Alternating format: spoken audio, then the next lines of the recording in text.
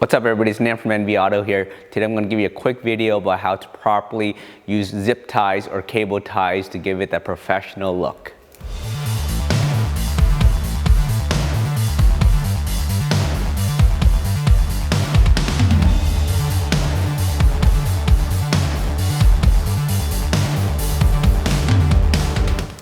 Have you ever worked on your own car or somebody else's car and went in to reach into the engine bay to grab something like a bolt or loosen something, and all of a sudden your hand or your arm gets torn on this zip tie of death?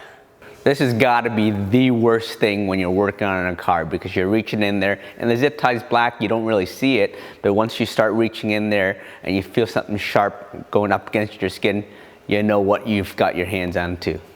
So today I'm going to teach you how to properly use a wire tie and what wire ties to use when you're installing it onto a car to prevent such a thing happening, and you're watching out for the next guy that's going to be working on your car or even yourself. So wire ties or cable ties are a big essential part to anytime you're working on your car or working on a customer's car. You need to fasten something where you don't have nut and bolts or any screws, so you're going to need a cable tie. But there is a right and a wrong way to install it and to cut it so you don't danger the next person working on the car. As you can see, one way of installing a wire tie and cutting it will leave a sharp edge, and one way will leave a nice smooth edge so you don't get anything caught on it the next time around. So the common way of cutting a wire tie is using side cutters or diagonal cutters. Unfortunately, with this, sometimes you can't get into the right angles, or sometimes when you do cut them, it leaves a edge on the wire tie. So we like to use flush cuts. Anytime we use a wire tie of any sort, we like to use a flush cut. We'll give it a nice clean cut to it, and we'll leave a nice smooth end to the cable tie.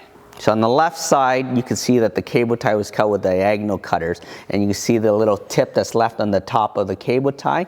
And the right side here, you can see that that's been cut with a flush cut. So it's nice smooth edge here. So now we know what tools you use to cut a wire tie with. I'm going to show you the next step you need to do to give it that professional look.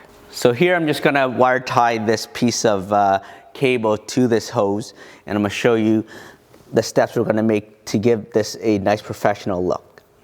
So we're just going to take the wire tie, stuff it in place, and get nice and tight.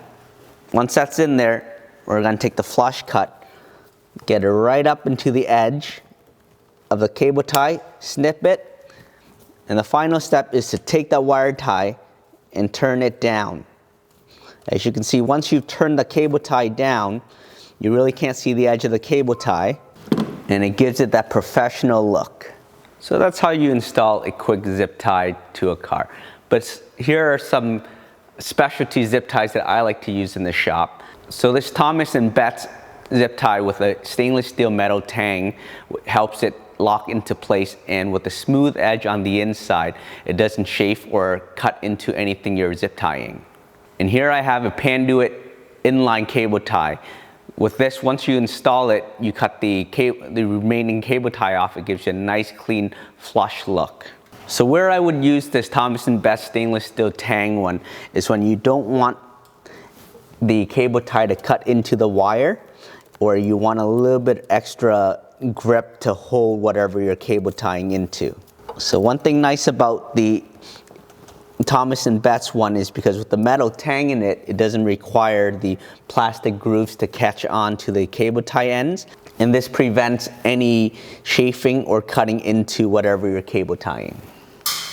And for the Panduit inline cable ties, this gives a nice round look, especially when you're cable tying either two wires or something big. And once you cut the tip off, it gives it a nice round edge with nothing sticking up.